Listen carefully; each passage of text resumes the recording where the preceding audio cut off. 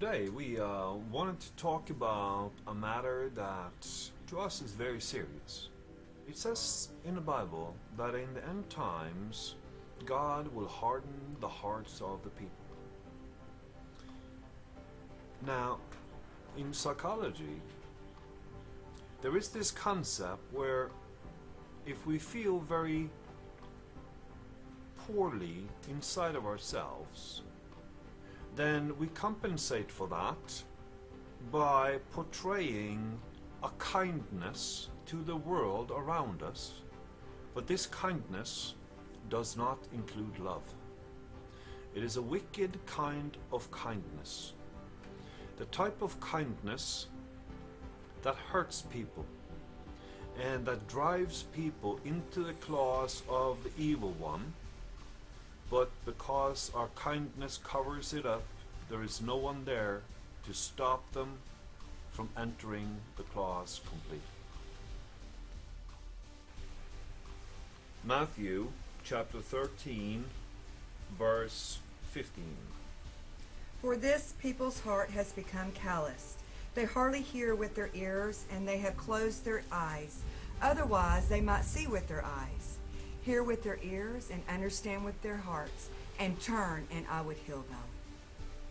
So here basically Jesus himself says that people's hearts have become calloused, has become hardened.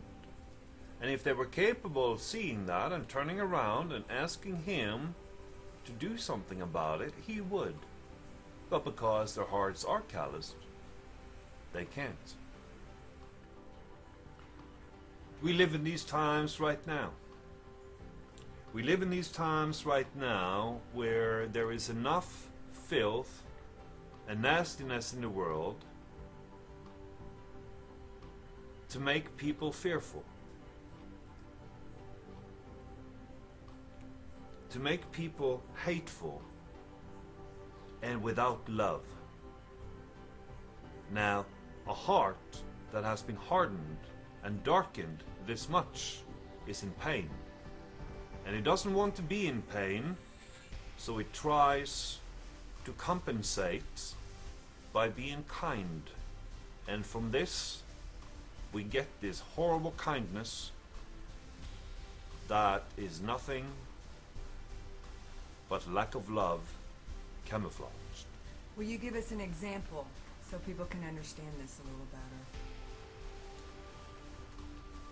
A good example would be political correctness, which is used in many countries to prevent people from saying what is true because someone's emotions might be hurt. And we cannot accept hurt emotions because people's emotions are hurt enough from before. That's why they're portraying kindness. Kindness without love. Because love comes from within. And if we don't feel love within, how can we be kind with love? That's a great question. We can only be kind by what we think love is. And thereby we fail to stop people from getting into the hands of the evil one. If we go to 2 Timothy chapter 3, verse 1 to 4, it reads the following: But mark this, there will be terrible times in the last days.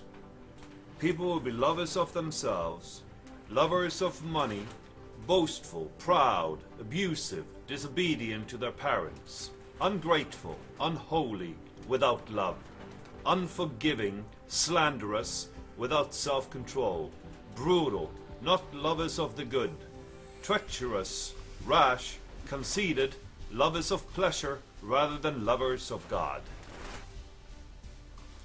Now, the good question here is also, who made them? Who made them like that? Who made them disrespectful? Who made them have a hardened heart that lacks love? It says in John chapter 12, verse 40, He has blinded their eyes and hardened their hearts, so they can neither see with their eyes, nor understand with their hearts, nor turn, and I would heal them.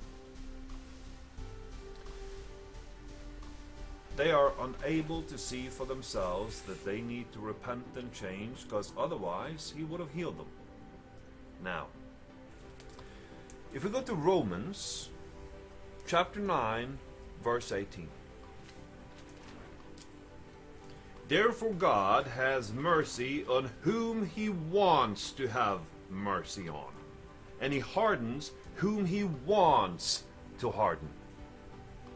So it basically says that God is the one that chooses whether or not you are coming to Christ or not. It is not up to anyone else. That time have to be right for you. It is very frustrating when you know the truth, but you cannot make other people see it. And it doesn't matter how much you try to explain it to them. It doesn't matter how much you read for them. They will not understand until the appointed time when God chooses to uncallous their hearts so truth can penetrate in. Only through prayer can we communicate with the God, the Father himself. And only through prayer can we ask God to please unharden the hearts of the people around us so that truth can penetrate it, so that they can find him who never turns you away. The one that died so that you could live, Jesus Christ. 1 Peter 5:8.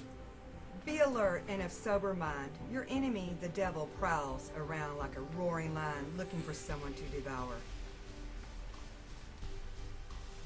It's very, very, very important to remember that he who governs the world is the roaring lion that roams around, and he looks for that particular person who has their heart uncalloused, so that he can be rapidly there and pick them up and take them away from Christ.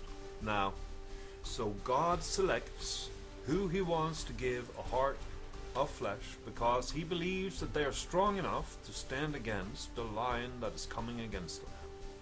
The roaring lion is not interested in eating hearts of stone. No. He wants to eat a good, uncalloused heart that is made out of flesh. The kind of flesh that only God can create. It says in Ezekiel 36:26, it reads, "And I will give you a new heart, and a new spirit I will put within you. And I will remove the heart of stone from your flesh, and give you a heart of flesh." A heart of flesh. And this is the very heart that the roaring lion wants to eat. And prior to meeting Christ, you were just a rock, solid, callous heart like everyone else.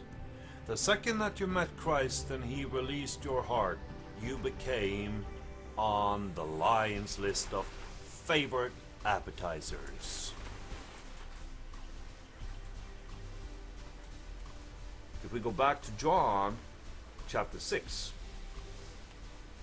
verse 37 through 39, it reads, "All those the Father gives me will come to me, and whoever comes to me I will never drive away." In 38 it says, "For I have come down from heaven not to do my will, but to do the will of him who sent me."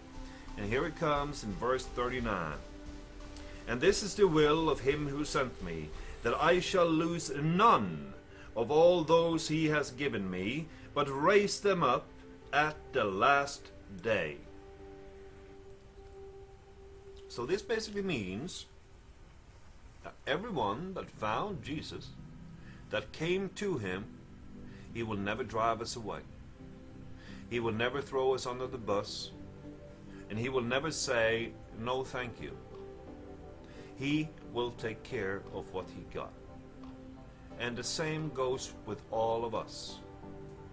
We get those that God gives us. And our responsibility is to take care of the ones that he has already given us, because we will not get anyone else as long as those that we already have remains unfulfilled.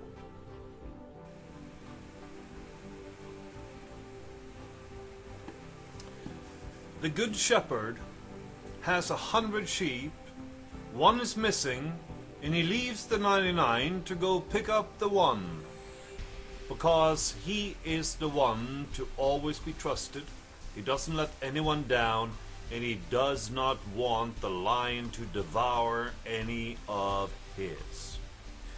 In Matthew 18, verse 12, we can read the following. What do you think?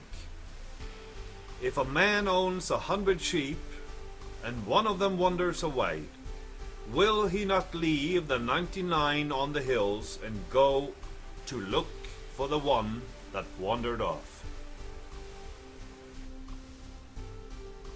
We are fishers of people. We are here to reap what other people have been sowing.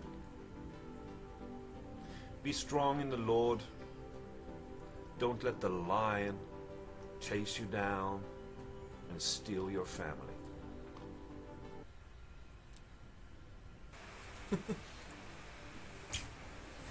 Bleep, bleep.